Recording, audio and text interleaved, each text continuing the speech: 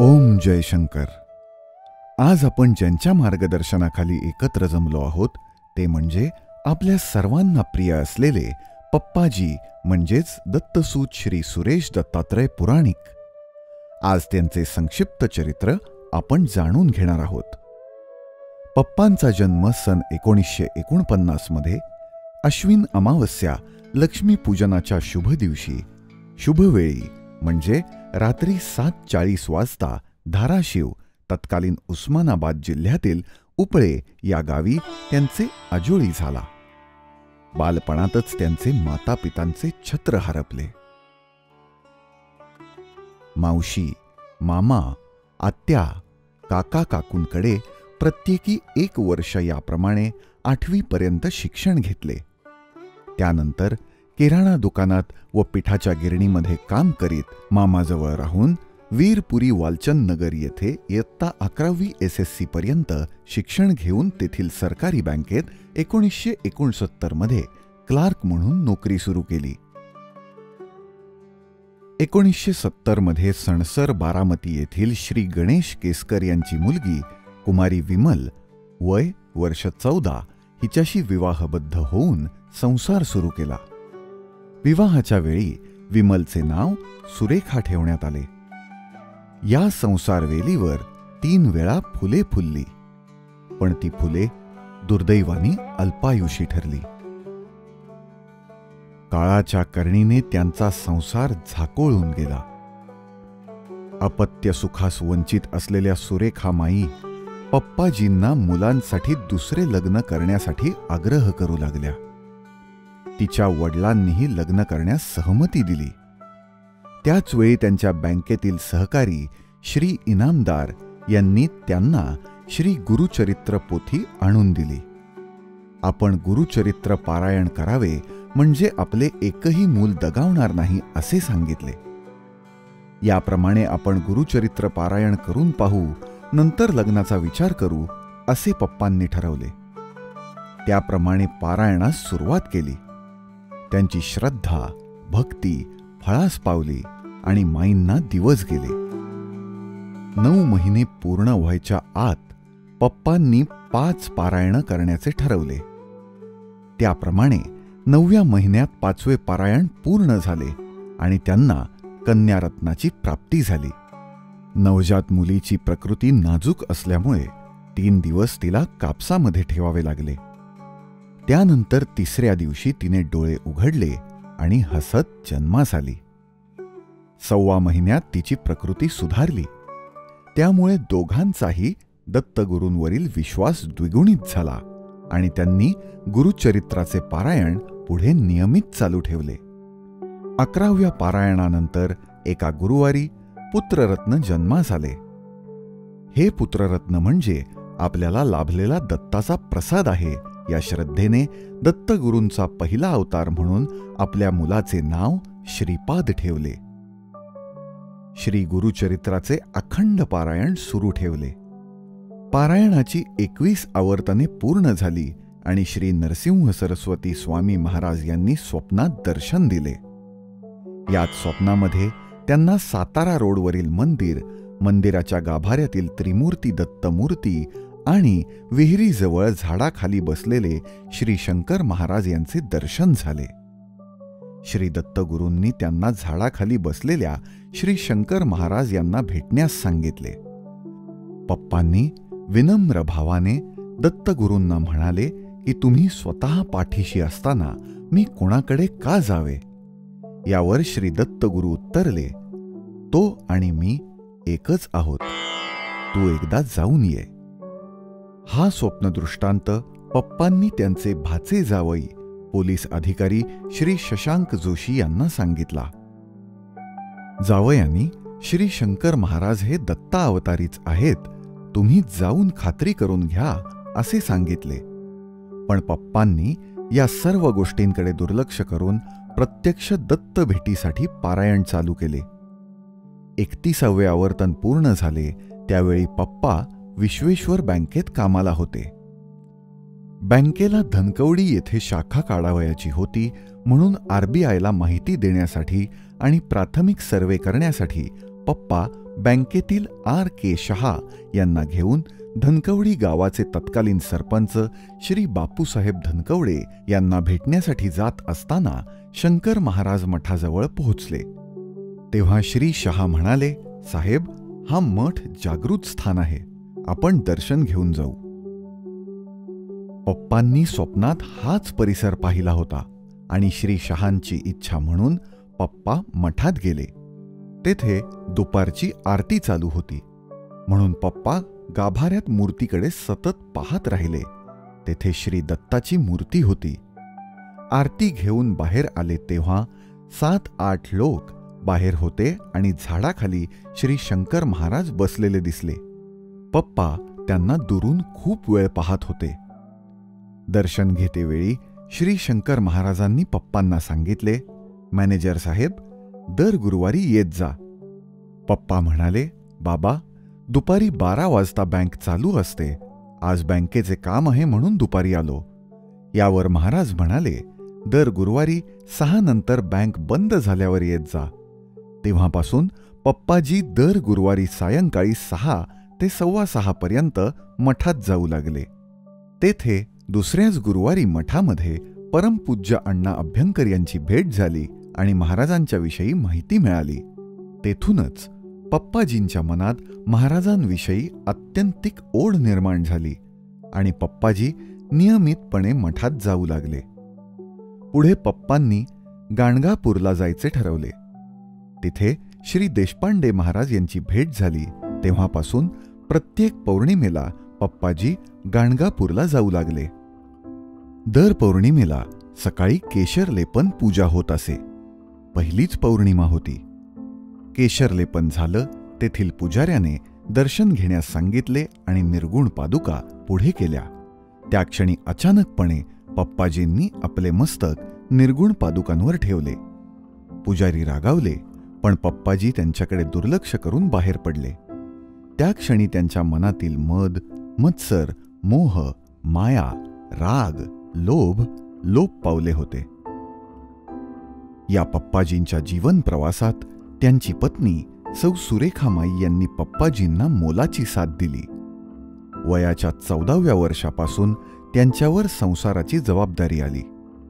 त्यांच्या संसार प्रवासात पप्पांच्या मामी आणि मोठी बहीण सौ कालिंदी चौधरी यांनी माईंना वेळोवेळी मार्गदर्शन केले.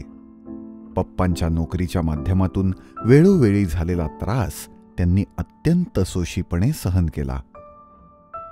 55 वर्षांच्या संसारामध्ये पप्पा घरी असतील अशा प्रत्येक दिवशी त्यांचे जेवण झाल्याशिवाय माईंनी अन्नग्रहण केले नाही. 16 सोमवार, केशरी गुरुवार, नवरात्र उपवास, अनेक वेळा महालक्ष्मी व्रत अशी अनेक व्रतवैकल्ये केली माईंनी. गुरुचरित्र पारायण करताना पप्पा केवळ 2 वेळा फलाहार घेत असत. त्यावेळी माईंनी कधी अन्नग्रहण केले नाही. पप्पांना गाणगापूरला जाण्यासाठी आर्थिक अडचण आली तर माई स्वतः अंगावरचे दागिने स्वखुशीने काढून देत असत. माई हयात असताना पप्पाजींनी 74 वेळा गिरनार यात्रा केली. प्रत्येक वेळी माईंना खात्री असे की पप्पा सुखरूपपणे घरी येणार. दिनांक 19/2/1970 पासून 19/2/2024 पर्यंत 54 वर्ष माईंनी पप्पांना मोलाची साथ दिली. 19/2/2024 रोजी पप्पांचा आणि माईंचा लग्नाचा 54वा वाढदिवस झाला. त्या दिवशी माईंनी मुलांना, नातवंडांना व हितचिंतकांना सांगितले की वाढदिवस आज नको, रविवारी सुट्टीच्या दिवशी साजरा करू. मुलं कार्यालय ठरवू लागले तर माईंनी त्यांना सांगितले, 2 दिवस थांबा, नंतर ठरवू. दिनांक 20/2/2024 रोजी पप्पाजी बँकेच्या बोर्ड मीटिंगला तज्ज्ञ संचालक म्हणून गेले होते. एकादशीचा उपवास होता. मीटिंग करून येण्यास रात्रीचे 12 वाजले होते. बँकेचे CEO अभिजित माने यांनी दुधाच्या 2 बाटल्या दिल्या होत्या. पप्पांनी विचार केला, माईंनीही काही खाल्ले नसेल, म्हणून पप्पाजी त्या दोन्हीही बाटल्या घरी घेऊन आले. रात्रीचे 12 वाजून गेले होते. तरीही माईंनी काही खाल्ले नव्हते. खिचडी करून ठेवली होती, पण ती पप्पा आल्यावर खाण्यासाठी. खिचडी तशीच शिल्लक होती. रात्रीचे 12 वाजले म्हणून आता खिचडी नको असे पप्पाजी म्हणले. ते दोघे दूध पिऊन झोपायला गेले. माईंनी पप्पांना सांगितले, मला काम करत असतानाच मरण यावे. आजारी पडून, अपघात होऊन, दवाखान्यात खितपत पडून मरण नको. त्यावर पप्पांनी माईंना सांगितले, सांग शंकर महाराजांना. माई म्हणल्या, तुम्हीच सांगा. पप्पांनी सांगितले, बाबांकडे वकिली चालत नाही. तुला मरण पाहिजे तर तू बाबांना तसं सांग. माईंनीही बाबांकडे तशी विनंती केली आणि दोघेही झोपी गेले. दुसऱ्या दिवशी भीष्म द्वादशी, प्रदोष, गोंदवलेकर महाराज पुण्यस्मरण दिनी पप्पांना भोजन वाढत असताना परमपूज्य गोंदवलेकर महाराजांचे फोटोकडे पाहून माईंनी हात जोडले व जय श्रीराम म्हणले आणि तसेच हात जोडलेल्या स्थितीमध्येच माईंनी वैकुंठ गमन केले. माईंना त्यांच्या इच्छेप्रमाणेच अहेवपणी सुखाचे मरण लाभले. श्री शंकर महाराज भक्तांचा एकत्र स्नेह मेळावा आयोजित करण्याची कल्पना कशी आली हे जाणून घेणे अत्यंत महत्त्वाची गोष्ट आहे. 2016 मध्ये पप्पाजी, डॉक्टर संजय होनकळसे, श्री नाथ बाबा आणि श्री शेखर सोहनी कोल्हापूरवरून पैजारवाडीला परमपूज्य चिले महाराज यांच्या दर्शनाला जात असताना श्री शेखर सोहनी व डॉक्टर संजय होनकळसे यांनी कल्पना मांडली की आपण सर्वांनी श्री शंकर महाराज भक्तांचा स्नेह मेळावा घ्यावा आणि त्याचे नियोजन पप्पाजी पुराणिक यांनी करावे. त्यावरून पप्पाजींनी ही कल्पना श्री देवसाहेब, शिल्पा मनमाडकर यांना सांगितली आणि 2016 मध्येच श्री शंकर महाराज भक्तांचा पहिला मेळावा श्री देवसाहेब यांचे आळंदी येथील कार्यालयात संपन्न झाला. त्यानंतर दुसरा व तिसरा मेळावा नाशिक येथे श्री शुक्ल मंगल कार्यालय येथे आयोजित करण्यात आला. अहमदनगर येथे राजाभाऊ कोठारी यांचे मंगल भक्त सेवा मंडळ यांच्या सहकार्याने चौथा मेळावा, पाचवा मेळावा अक्कलकोट येथे, सहावा अंतापूरमध्ये यथासांग पार पडला. कोरोनामुळे 7वा व 8वा मेळावा ऑनलाईन घेण्यात आला. 9वा मेळावा शंकर महाराज प्रकट दिनाच्या दिवशी सातववाडी येथे भक्तिभावाने साजरा झाला. उत्तरोत्तर या मेळाव्यांना श्री शंकर महाराज भक्तांचा वाढता प्रतिसाद लाभला आणि आज हा 10वा मेळावा वेदमूर्ती श्री केदार तिखे गुरुजी व श्री नानासाहेब जुन्नरकर यांच्या पुढाकाराने संपन्न होत आहे. श्री शंकर महाराज भक्तांचा मेळावा घेण्याचा प्रमुख उद्देश म्हणजे समाजाची आध्यात्मिक शक्ती वाढावी, एकमेकांशी समन्वय वाढावा, भक्तांना मोलाचे मार्गदर्शन मिळावे आणि साधू संतांशी संवाद घडावा असा आहे. 9 मेळाव्यातून श्री शंकर महाराज भक्तांना बहुमोल लाभ मिळाला आहे. 10वा मेळावा पुणे शहराजवळ घेतल्यामुळे पुणे शहरातील शंकर महाराज भक्तांनाही याचा लाभ जरूर मिळेल. ओम जयशंकर प्रतिष्ठान यासाठी कटिबद्ध आहे. आज पावतो केवळ महाराष्ट्रातच नव्हे तर भारतातल्या अनेक राज्यात तसेच सुमारे 32 देशातही प्रतिष्ठानचे नाव झाले आहे. मराठी शिवाय अन्य भाषेतील लोकांना श्री शंकर महाराज व त्यांचे कार्य समजावून घेता यावे यासाठी श्री शंकर गीता, सद्गुरूंची भेट व जन्माचे सार्थक या 2 पुस्तकांचे इंग्रजी भाषांतर करून उपलब्ध करून देण्याचे काम ओम जयशंकर प्रतिष्ठानने हाती घेतले आहे. शंकर महाराजांच्या भक्तांना मार्गदर्शनासाठी पप्पांनी ओम जयशंकर प्रतिष्ठान ही धार्मिक धर्मादाय संस्था रजिस्टर केली आहे. या संस्थेच्या माध्यमातून कोविड-19 मध्ये वृद्धाश्रम, अनाथाश्रम यांना धान्य वाटप केले. याच काळात 20 ते 22 देशांमध्ये झूम मीटिंगद्वारे संवाद आयोजित करून अनेकांचे मानसिक स्थैर्य-धैर्य अबाधित ठेवण्याचे मौलिक कार्य सातत्याने केले. हडपसर येथे रक्तदान शिबिर आयोजित केले. पप्पाजी सध्या पश्चिम महाराष्ट्र मंदिर व्यवस्थापन समितीचे सचिव म्हणून पदस्थ आहेत. पप्पांना विश्व ब्राह्मण सभा जयपूर येथील सभेमध्ये विप्र शिरोमणी या पुरस्काराने सन्मानितही केले गेले आहे. पप्पांनी आजवर 76 वेळा श्री दत्तप्रभूंचे स्थान असलेल्या गिरनार पर्वताची वारी केली आहे. या वारींमध्ये अनेक भाविकांना भक्ती मार्गाचा प्रत्यय मिळाला आणि त्यांच्या हृदयातील दत्तभक्ती वृद्धिंगत झाली आहे. वारी केवळ धार्मिक यात्रा नाही, तर तो एक आध्यात्मिक अनुभव आहे. वारीमध्ये सर्व भक्त एकत्र येऊन असा अनुभव घेतात आणि भक्तिरसाने न्हाऊन निघतात.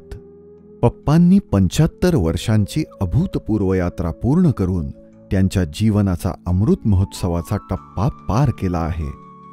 शंकर महाराजांच्या आशीर्वादाने आणि शतायुर्वे पुरुष या वचनावर विश्वास ठेवून त्यांच्या पुढील जीवनासाठी त्यांना उत्तम आरोग्य आणि दीर्घायुष्य मिळो, हीच प्रार्थना.